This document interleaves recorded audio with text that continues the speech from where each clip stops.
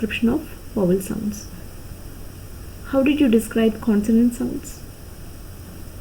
You took the state of the glottis, the place of articulation, and the manner of articulation. Am I right? But you can't use the same criteria for describing vowel sounds. What is the reason? The state of the glottis is the same for all vowel sounds.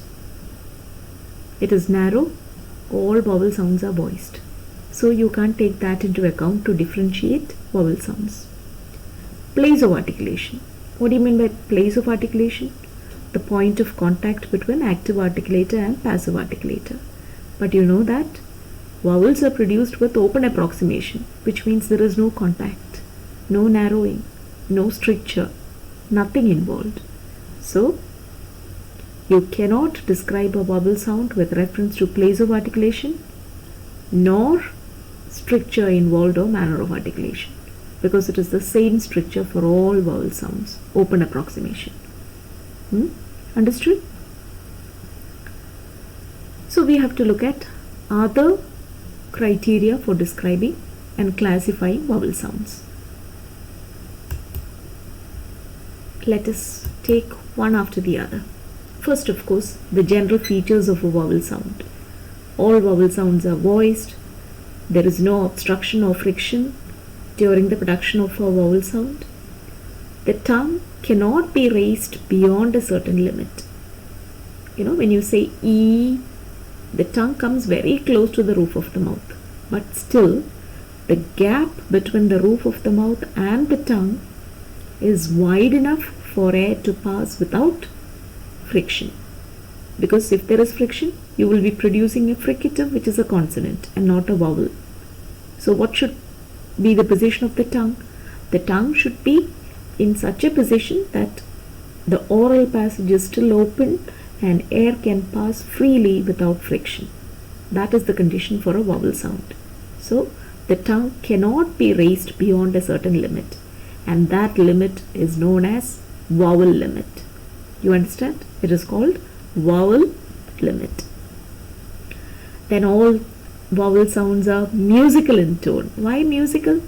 Those of you who learn classical music, you produce all those, you sing all those ragas using what? Just vowel sounds. Ah, ee, oo, whatever. Okay, that is because you can prolong the pronunciation of a vowel sound till you lose your breath. There is a very famous Malayalam song of Yeshudas where he keeps on humming till he loses his breath. That is after 5 minutes, isn't it? And all the others have attempted and nobody has ever succeeded in carrying it that far. Only Yeshudas. Some song. Very famous song. Okay, so vowel sounds are musical in tone. And finally, they are syllabic in function. Why do you say that they are syllabic? Because they occupy the central nuclear position, or they function as the nucleus of a syllable. If you have not understood this point, please wait till we take up the topic syllables. Okay, after this. After vowels, we will do syllables and you will understand the whole concept of nucleus. Then, right now, please understand that the vowel sound is syllabic in function because we refer to it as syllabic in function because it acts as the nucleus of the syllable. Next. Okay, this is just a reminder. There are 20 vowel sounds. 12 of them are pure vowels or monophthongs. 8 are diphthongs or vowel glides. Among the pure vowels, you have 7 short vowels and 5 long vowels. Quickly, I will read through the symbols. E, E, A, O, U, E, A. E, A, O, U, E. Diphthongs A, I, Oi, O. This is O. Please make a note of this. This is inverted E and U, O, and A and U together, ow. Very often students go wrong with these two sounds. O, ow.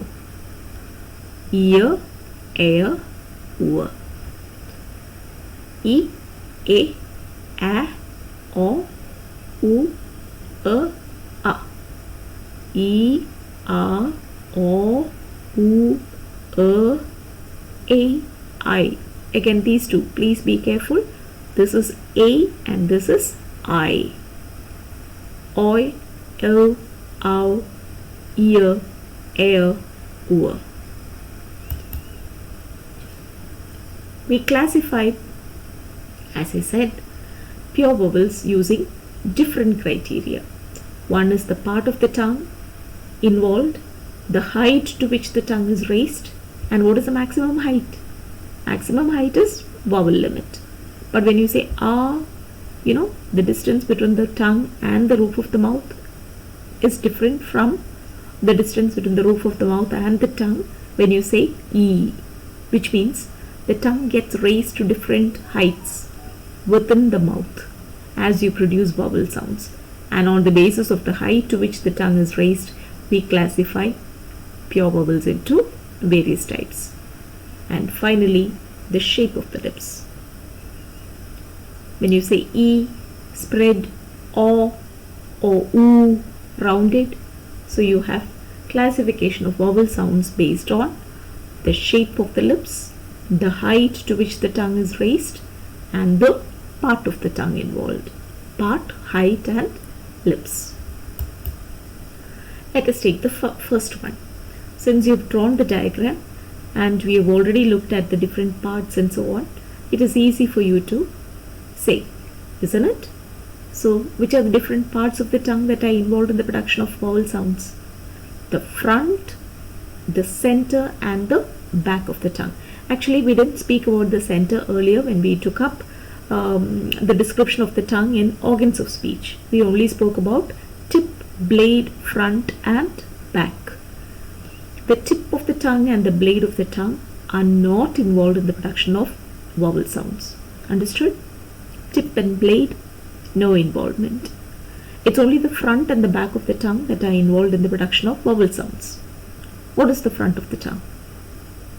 Or which part of the tongue is referred to as the front? The part which lies opposite the hard palate. Which is the back of the tongue? The part that lies opposite the velum or the soft palate. And the dividing line between the two, can be referred to as the center of the tongue. Okay? So, it is not always the same part. As I said, the tongue gets raised within the mouth.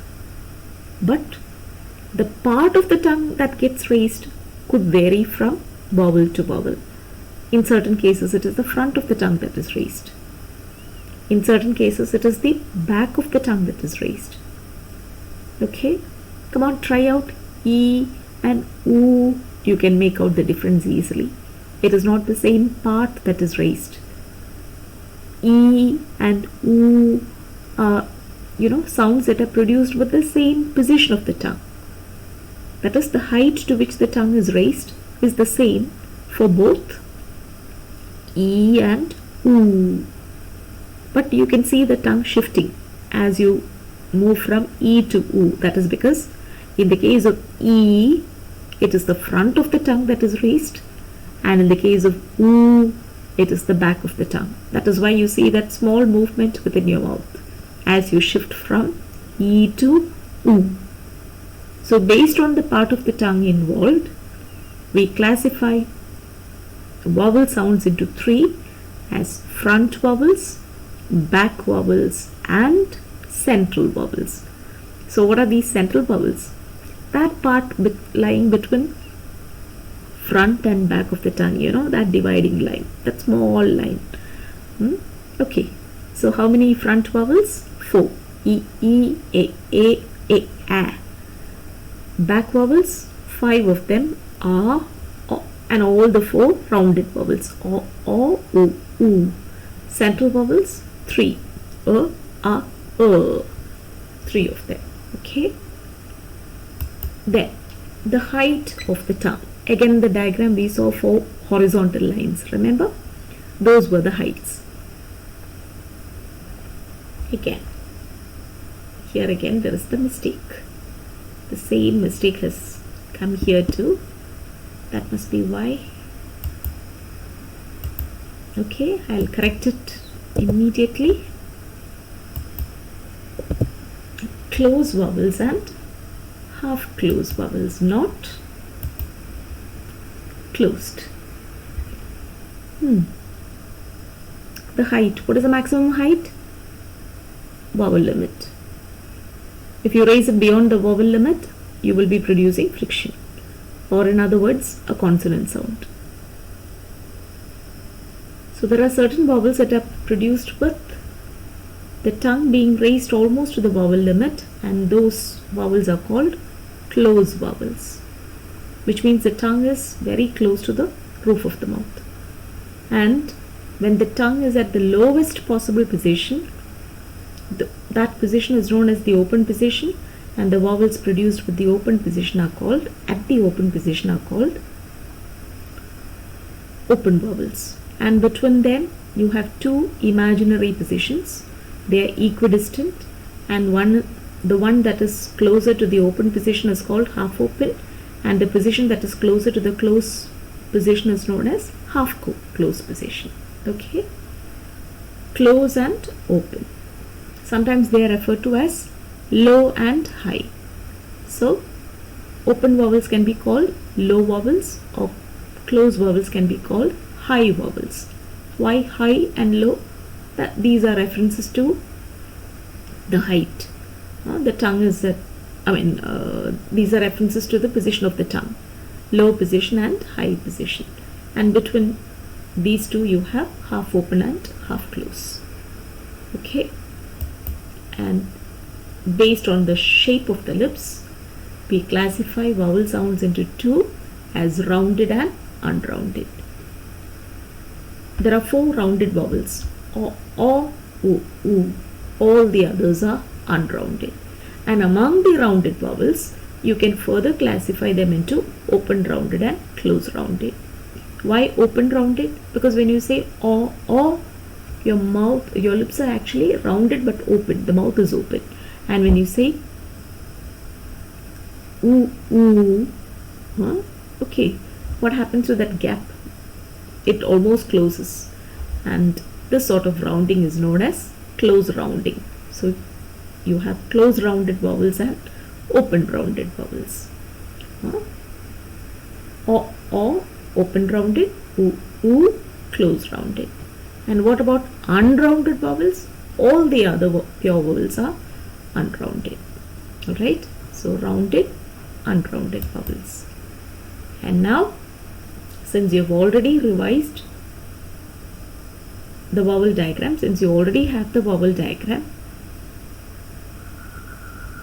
and this diagram is there in the PDF that I sent you, I want you to take up one fresh diagram and mark all these points in your notebook. Please do that. We will start here. This is close to this position, close. It can be even marked here, little above, close. And parallel to that you have oo, mark it here, oo.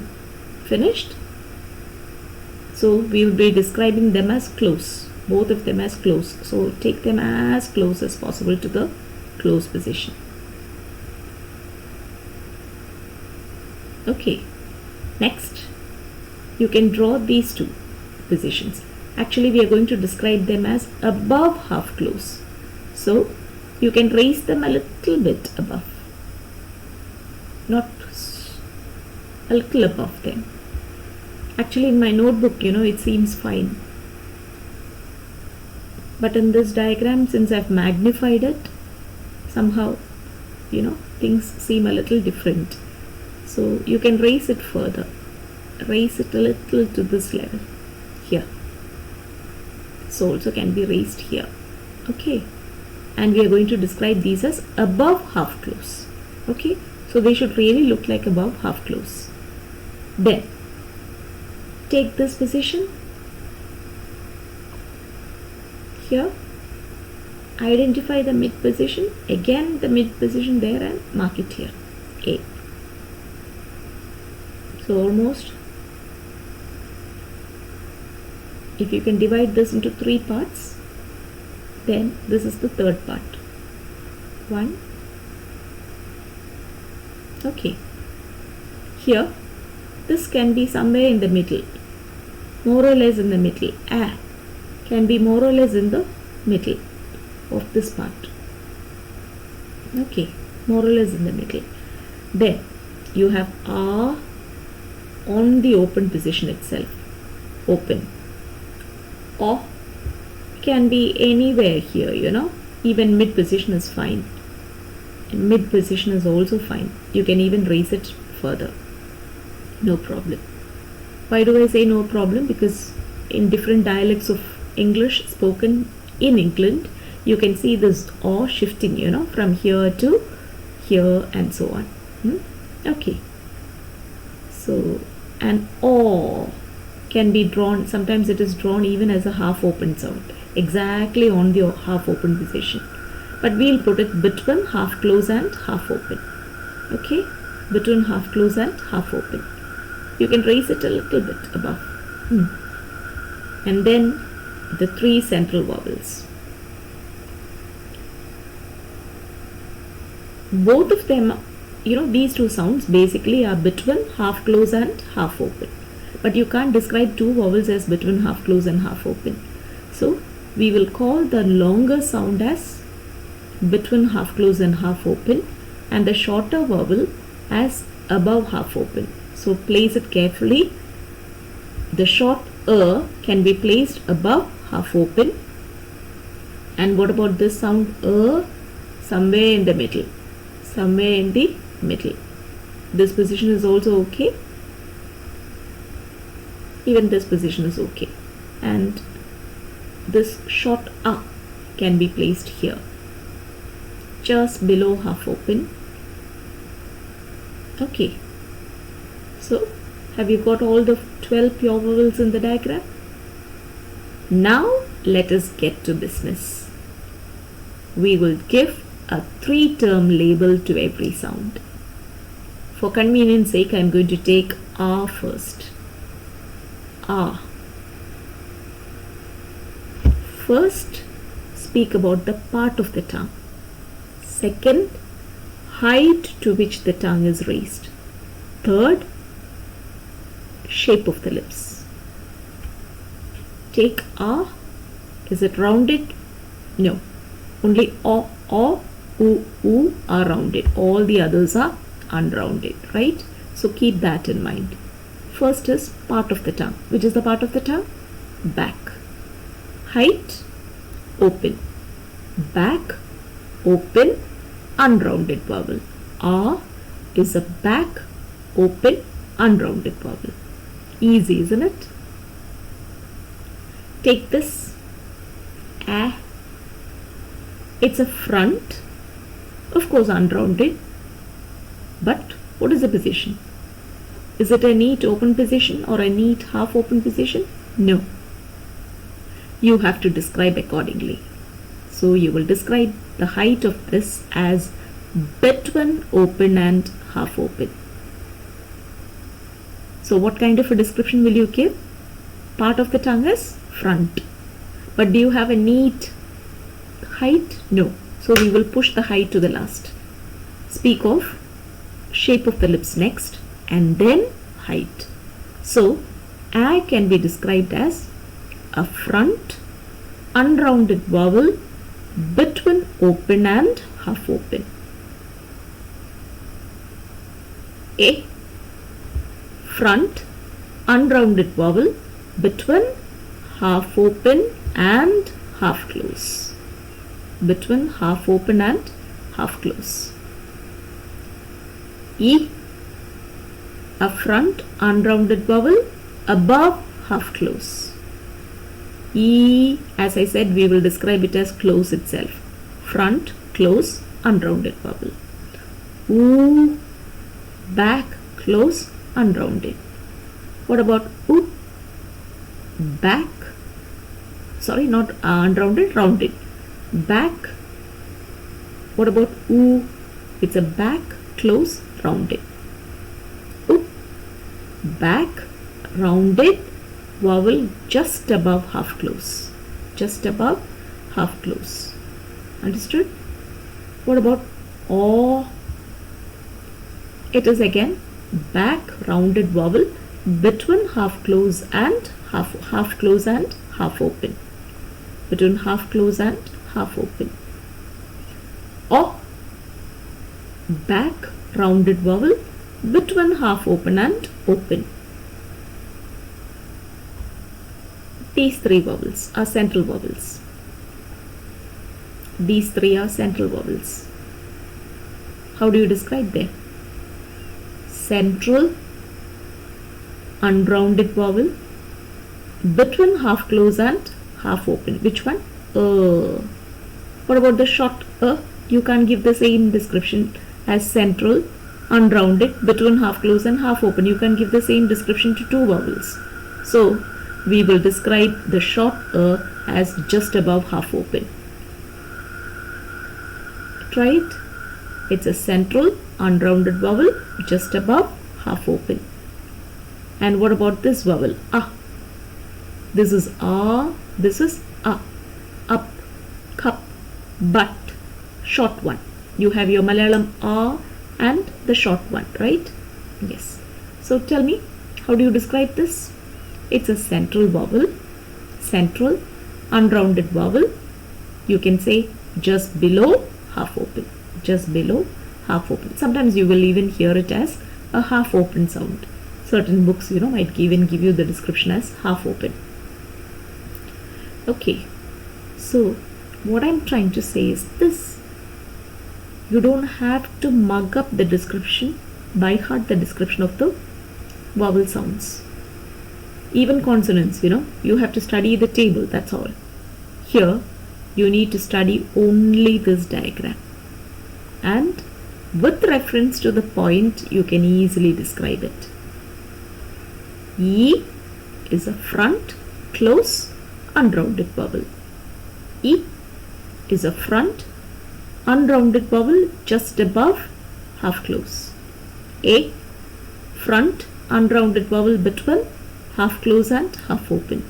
A, front, unrounded vowel between half open and open. A is a back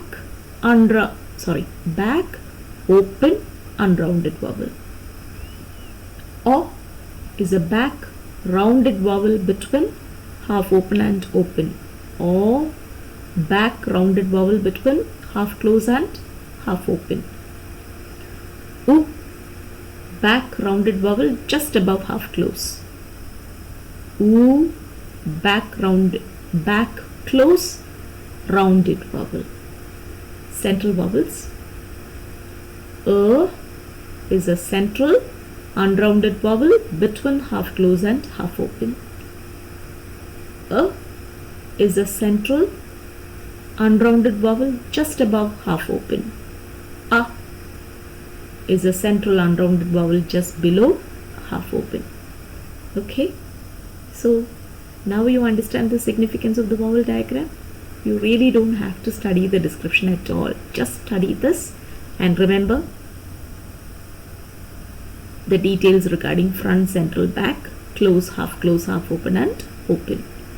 This is the vowel limit. The close position is the vowel limit. Why? Here is the roof of the mouth. If you raise your tongue beyond this position, there will be frictional noise produced and your sound becomes a fricative, close approximation. Remember, vowels are produced with open approximation. Okay.